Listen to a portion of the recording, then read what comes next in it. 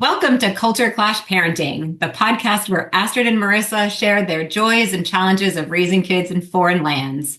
Join us for heartwarming tales, practical tips, and lots of laughter as we navigate language barriers, blend traditions, and celebrate the beautiful mess of parenting across cultures.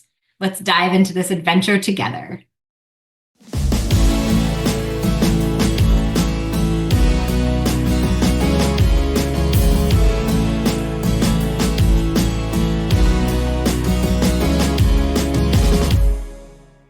So, Yours underneath too? Yeah. so this is episode 15. It's shocking. I know. Do you remember when we started this? Yeah. I actually just listened and it showed up in my dream, which is why I listened. Episode 1 showed up in my dream where like somebody was like, "How did you and Astrid meet?" And I was like, "Well, you should listen to episode 1." And then like it just started playing in the background. So you're doing our marketing in your dream now? Apparently. Yay. Awesome. Yeah, 15 episodes. That's crazy. And we've covered a lot of different topics. Yeah. And yet we still have like 30 more on the episode list that we're going to cover at some point, I guess. Yeah, We should probably decide more episodes to record. Yeah, I feel like we've gotten so comfortable with it that now we're just like, okay. So how was your holiday weekend? Yeah. Did you guys do Easter last weekend? So we so we thought for episode 15 we would just catch up because it's been holidays. So we had an interesting one, right? Because we had Passover and Passover was started Saturday night. Saturday, is that right? Yes. The week before. It was the week before. It started the week before, Saturday night, the 12th. And then it ran into Easter Sunday. It ran into Easter Sunday. And that whole week, so on Saturday we had Passover Seder together, and then on Sunday at 7 a.m. we dropped Zach off for a school trip to Rome. So he was gone for the whole week of Passover. Slash Easter, because it was like Palm Sunday and then Good Friday. He came home on Good Friday. And then he got home Friday night at 10 p.m. and he had to be at a baseball tournament at 10 a.m. on Saturday. So he was gone like for all of Easter, because here they do Easter Monday, not Good Friday. So he didn't have both? No, they just do Good Monday. They just do Easter Monday. See, Germans just had a 4-day weekend. Nobody worked on Good Friday or on Easter Monday. And actually, Easter Sunday and Easter Monday are actual holidays too, like federal holidays.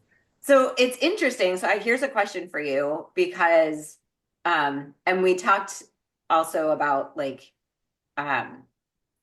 we've talked about things that have shifted and changed over time. Right. So when we first moved to France, everything was closed on Sundays. Like there were no stores that were open on Sundays. And then slowly stores started to be like, oh, like we should open on Sundays. And now like there were stores open on not only Sunday, but Easter Monday as well. Like the supermarkets were open on Easter Monday. And so Zach was at this baseball tournament on Saturday, Sunday, Monday, and Sean went to go pick him up on Monday. And he was shocked because he forgot it was Easter Monday since our kid was doing something and it's school holiday. And then he was also like, and the stores were open. So they didn't remind me that it was a holiday. Like, yeah. And so I'm curious, like, what, like, are things still closed in Germany on these holidays? I know Christmas Eve things close early usually, and then we do have two Christmas days in Germany, and I know we talked about that in a previous episode. So everything is closed the first Christmas day and the second Christmas day and the second Christmas day, I guess. But I have not spent Easter in Germany in a very long time to be able to tell you this for sure, but I would assume that everything is closed on Sunday and Monday, definitely. And possibly Good Friday, it might also close early for those who do go to church in the evening, but those are more Catholics, so I'm not. It was I mean, the stores closed early on Mondays. They weren't open their usual, like their full day hours.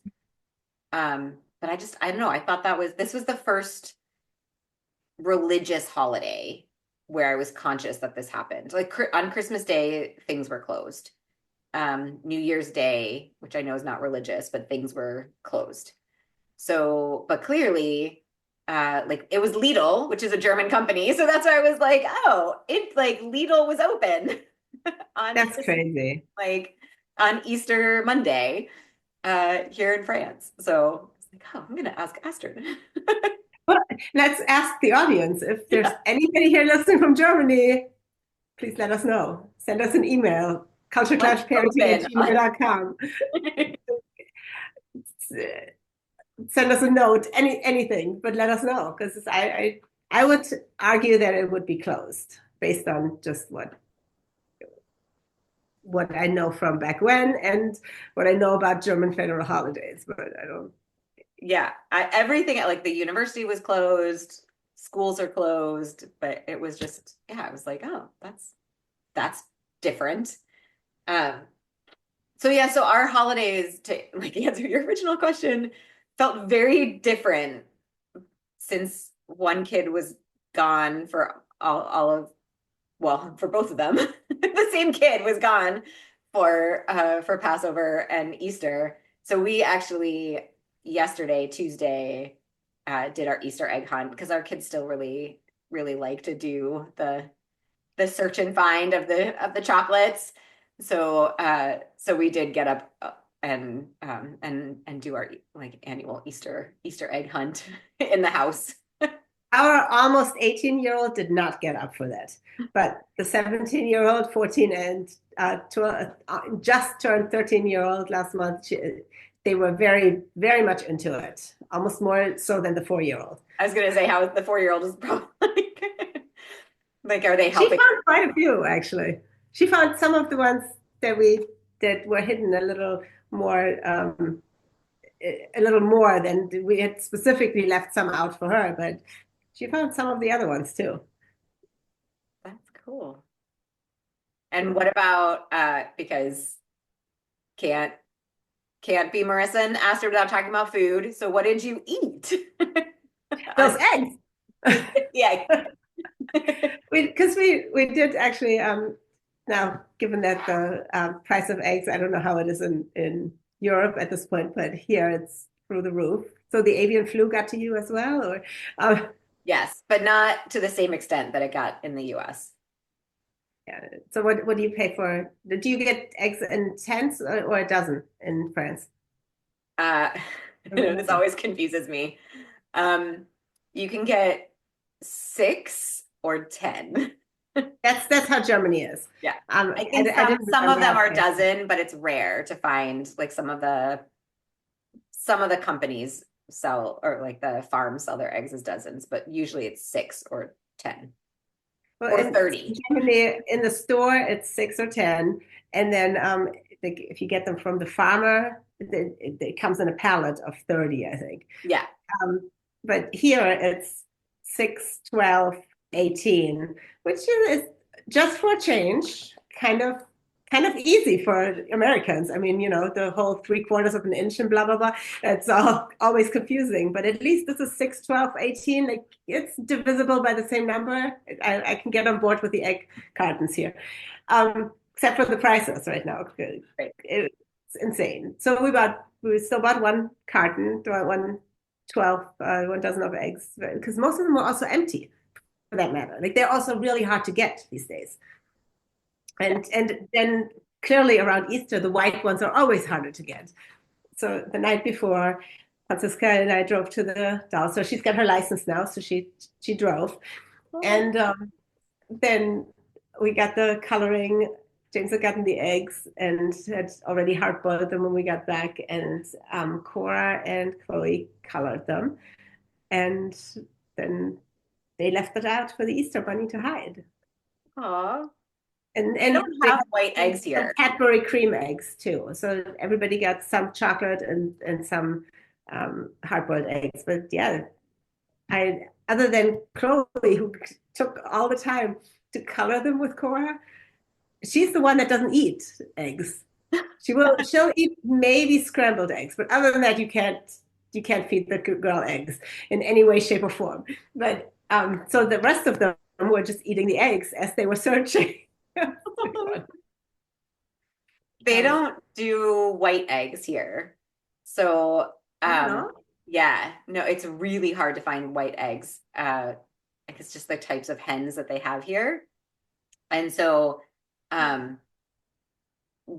probably around definitely before COVID, we just stopped dyeing eggs because it just wasn't nearly as like exciting because the colors just kind of all ended up being just muted, whatever. So we just do, my mom always used to send us like the Paz like egg coloring set with like the little like egg Right. tattoos The and all stickers stickers and things. And I was just like, we and the shrink wrap. yeah, the shrink wrap, exactly. So we did that, and then when she stopped sending that, we just stopped we stopped dyeing the eggs. But for a while, when the kids were little, I used to get styrofoam eggs and we would like what we do like sequins with like pins and stuff and decorate them. So that's what we hide is like the eggs and then chocolate eggs because like you said, gotta have the chocolate so that there's something to eat. So Yeah. So other than that, we did not, honestly, we did not do anything special for. no big Passover. And I don't think, I actually spoke with a friend of mine in Germany last week, and I said, hey, help me out here. We're going to be talking about Easter and Passover next week. What's a traditional Easter dish in Germany? Because here it's an Easter ham. Everybody has Easter ham, and it's kind of honey ham. It's tasty, but Yeah. I'm not. Maybe because after Lent you now get to finally eat pig again. I'm not really Or sure. they're like the Jews can't eat it. Not like that one commercial where they were saying, "Hey, Easter ham, kosher for Passover," right? That store didn't sell a lot of them, I think. No. If I recall correctly. That was a couple of years ago. It was one of the things that everybody learns about in advertising and marketing classes in college. Do not do this. Not do this. But Yeah. anyway, yeah, most people do like an Easter ham. And so I asked him, like, what do people do in Germany? And he says, Goose. Here, I think it's like goose or tends to be there's more. a traditional Easter lamb. Yes, That, yes, um, that's it. but, Easter lamb. but I don't know. I don't recall my family ever doing Easter lamb or any other family that I know. So I don't. But however, on Friday, so Good Friday, you cannot eat meat. Like you're supposed to eat fish technically all Fridays, I think, in Catholicism, or at least all Fridays during Lent. But which is why around this area, all the churches offer fish Fridays or fish fry. They call it fish fry, I think, for every Friday during Lent, and you can uh, purchase. They do like popcorn shrimp usually and fried catfish. So nothing I would eat anyway.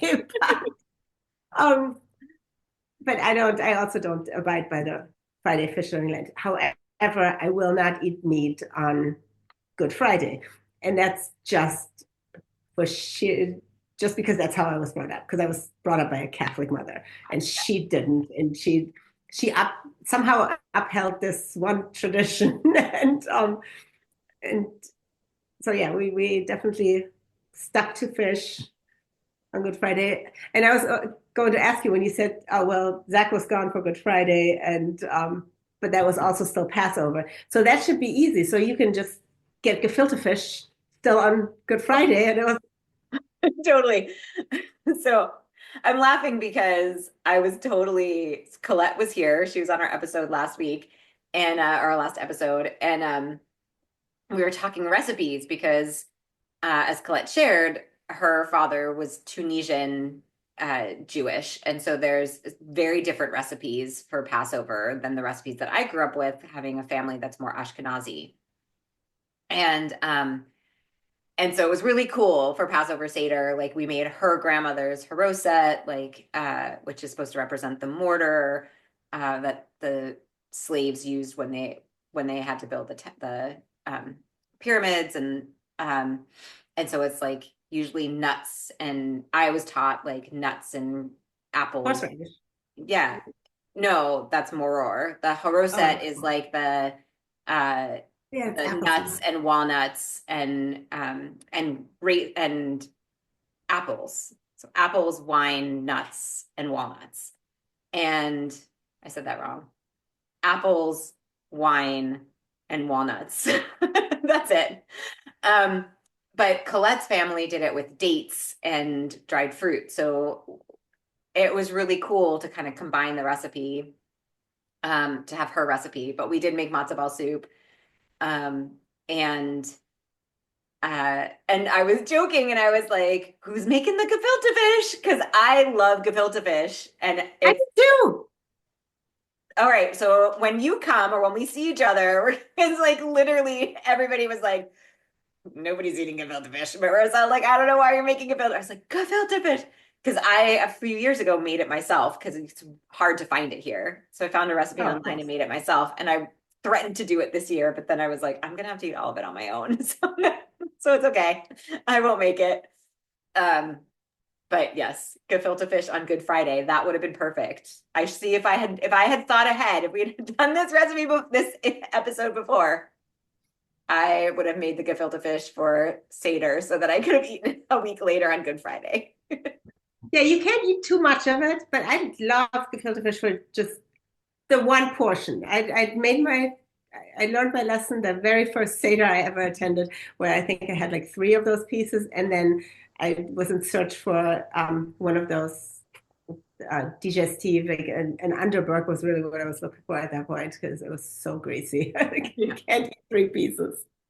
And definitely the kind you get in a can is not like what I grew up with and like the Manischewitz in a jar. Overly sweet. Like the one I made myself was I really liked it. And because I could also control the flavor mix, right? It was like a little bit saltier than sweet, but it had the sweetness to it.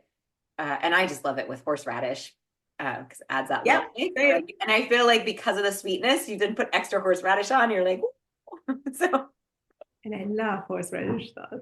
Yeah. um, and yeah, I mean it, but again, like it's, combining the traditions because I didn't grow up in a house where we had lamb on for Seder, but you're supposed to have like the lamb shank on like as part of the Seder plate because there was the Yeah. Paschal lamb, right? The lamb's blood that they put on the doors so that uh So that God the angels knows to pass over. pass over these houses. Yeah. So clear, like, so it makes sense that lamb was eaten at Easter because the Seder was the Last Supper, right? So like it makes sense that Jesus was eating lamb for the Last Supper because he was a Jewish rabbi. That's what they would have been eating like back then. So Exactly. um so yes, but we did not do lamb for Easter. I don't even remember what we ate. Zach got home on Monday. I think I was working Monday night, so I don't even I don't think I ate dinner with them. We might have had tacos. Probably had tacos, knowing my kids. They're probably like, let's do tacos. Okay. On Monday, see, we do Taco Tuesdays. You would think. But We do here, Taco Tuesdays and Fajita Fridays. Except for this past weekend, we had a Fajita Saturday because stupid me had bought meat to put into the fajitas on Friday and then realized we're not doing meat fajitas. I was gonna ask if you did fish fajitas. I would have normally, but I had already bought the meat that needed to go in the slow cooker. And then what else would I have done with birria, which is like already um, seasoned taco wise or fajita wise, and so it just works well for fajitas. I don't know what else I could have done with it on Saturday. So Yeah. Saturday, otherwise, I would have made like shrimp tacos. Yes, I think we pretty much would eat tacos every night in this house. Um, nice. and often we do because my kids are very like when they find something they like, they don't understand why they can't have that all the time until they don't like it anymore. So since often they're either on their own for eating dinner um or they're part of cooking the dinner, we let them choose what they're making, and tacos are easy to make. So, but we can't get the packets like in the States. Like, so we have to make the spices ourselves and do um like marinate the meat and do all of that stuff without the little old El Paso like packages of taco meat, taco sauce, taco flavoring. We have to make our own pico de gallo or like Really? yeah, yeah. We have a great cookbook. Huge shout out to Danny Trejo, who's an actor. He's like been in like a million different things, but he has a restaurant in a bunch of restaurants in LA, and he has several different cookbooks, and he has one that has the best taco recipes. Um, so that's once we got that cookbook, we now have like all different sauces, recipes that we can make. So we can make like fish tacos with different sauces or chicken tacos with different sauces. Um, I highly should get that book.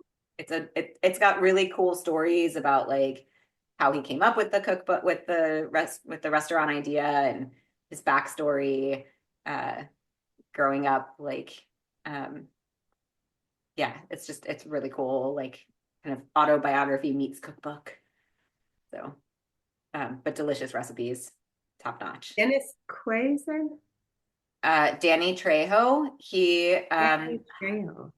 he was, if you ever watched Brooklyn Nine-Nine, he I played never did that. Rosa's father. Okay. He was in Spy Kids. If you watch those movies with your kids, I'm trying to think like what, if you Google him, you'll be like, oh, that guy. Like Okay. he either plays like a the super villain or he's like the funny guy who looks like a supervillain and so everybody's afraid of, and then he says something funny and then he's like everybody's best friend. That's like the two that's his character when he's typecast, but he's a really good actor and um yeah, and a really good cook apparently. So I'm taking notes. and I sent you the matzo ball recipe because those were delicious. And we did find the secret to cooking really fluffy matzo balls, which is that you have to add the egg mixture in a little at a time because the matzo meal absorbs the mixture. So if you add it in too fast, it just like all gloops together. But if you add a tiny bit at a time, then it like really incorporates into each individual piece of like ground up matzah, and then it puffs up Nice. more when you cook them. So we did spend a lot of time kind of experimenting this year since there was only one child at home. We were like with recipes, we're like, oh, like we have more time in the kitchen. We only had to deal with one sports schedule, you know. And Colette was there too. So And Colette was here. Well, yeah, she left on Monday after Passover. So she left on the week of like the beginning of the week of Good Friday. well, the first and the second Seder are the most important anyway, right? Yeah. Yeah. Certainly by Good Friday, I was like, I think I can throw out the leftovers. Like, might have cooked too much food. Yeah, I'd love the matzo ball recipe. Actually, if you guys want Marissa to make another cookbook to download, like on the Christmas episode, in Hanukkah episode, let us know. Yeah, and we'll throw in the lamb from the German lamb and the American Easter ham. Easter ham and the Easter lamb. Maybe they were trying to make Easter lamb when the settlers first came over. They said it's Easter lamb, but because of their accent, Americans understood Easter ham. I don't know. Probably exactly what happened. They're like, pigs are cheaper. Pigs are cheaper. True, but yeah, so many people here don't like lamb. Well, actually, I know a lot of people, even in Germany, who don't like lamb. I don't understand. It's I didn't have a lot of it. I didn't have it often growing up. And I will say, like, the first time I had it, I was like, has a flavor. And I think that's probably part of it. Like, as You're Americans, used to chicken. like, I feel like it's not as wide a range. We'll have to do an episode on the food palette of Europeans versus Americans. But I definitely feel like the first few times I had lamb, I was like, oh, like this is strong for meat. It is strong. I give you that, which is what makes it good. Yeah. And then once you like get the recipe, like the combinations, like Right. when we were in Greece and it was like, oh, like the tzatziki and like the spices that they put on it, it was like, oh, I can't get enough of it. Yeah, we'll have to that's a good episode, and how to teach the kids to have that wider palate. Yeah. And Yeah. so stay tuned for next episode. Yeah, we'll do that next episode because I have to. My 4-year-old is just. I don't know if I've ever had. My first two ate everything pretty much from the very get-go. She is not as adventurous. I keep looking over to where she sits at the table. And I'm talking to her, but she's actually in school right now. But yeah, I can't. I can't get her to eat everything that my other two kids already long ate by that age. Yeah, your kids, I remember I remember coming to visit you guys when you were visiting France, and like they were eating calamari and mussels and all sorts of things. And I think Julian was maybe 2, Mm, 3. yeah, No, probably yeah, after. 3, 2. Yeah, you're right. He was maybe 2, 3, because Francisca had just started the French school. So, no, she would have. Yeah, she would have been turning 6, and he would have been turning 3, I guess. Yeah, That's true. Remember when they were that little? I know. I remember Right, being like, when oh, your wait, boys came they're over. eating it, you got to eat it. And he ate it, and he was like, oh, this is good. And like, and then that was like, yeah, that was when they were still much more much more willing to please. That was the start of pleasing their friends over their mom. Well, but still, they still eat pretty much everything. Yeah. Those two. Like Julian definitely these days has a preference for, 3 portions of mac and cheese with the 1 portion of vegetables and the 1 portion of salad, but he'll still eat it all. Yeah. Owen's much more adventurous than he used to be. But we can definitely talk about this too, because what we discovered with him was he was a super taster. And so everything was just overstimulating. And so in the right environment, he could sort of like, if he wasn't getting overstimulated by the physical environment, then he was more willing to try different food to have the overstimulation in his mouth. And with Zach, we still have that, like, we're still dealing with that because with Zach, it's hearing. So it's like the sound of silverware on the plates, which none of us can really control. We try, but like it's like sat like fingernails on the chalkboard. So he just gets like, he just sits at the table kind of shaking the whole time. And we've been like working with him on that. I've never heard of that. But it makes sense. It makes sense, but I've never heard of that. Yeah. But so it's pizza every night. You're just different. You just have to do different toppings to widen the palate. But pizza you can eat with your hands. Yeah, exactly. And with Zach, like he wears headphones when it gets too bad, right? Like, so it's like you find those solutions, right? Pizza, put different vegetables on it. Right. I remember you doing that in Paris. Like it wasn't pizza, maybe a quiche. With Francisca back then. Yeah, she would eat anything as long as it was mixed under mac and cheese. I could put any new vegetable under mac and cheese and she'd eat it. Yeah. Yeah, she was 2. Owen and Francisca were 2 when Yeah. we were in Paris with them. Yeah. It's Yeah. funny. For lifetime ago. Now she has a driver's license. It has been a crazy roller coaster of a couple of weeks.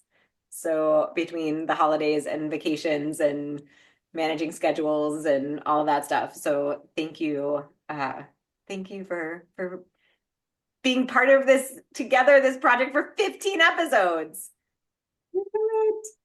So we're in April. So yeah, by the end of the year, we'll be closing in on 40 episodes.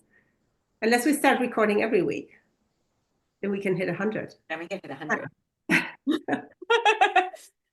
I scared you. Okay. I see it.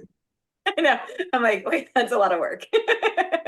That's a lot of things to think about. A lot of topics. We only have 30 topics on our list. We'd have to come up with.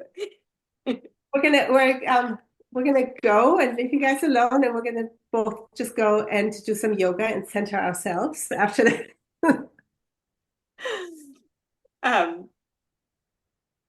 Anyway, thank you. Bye, everyone. Bye.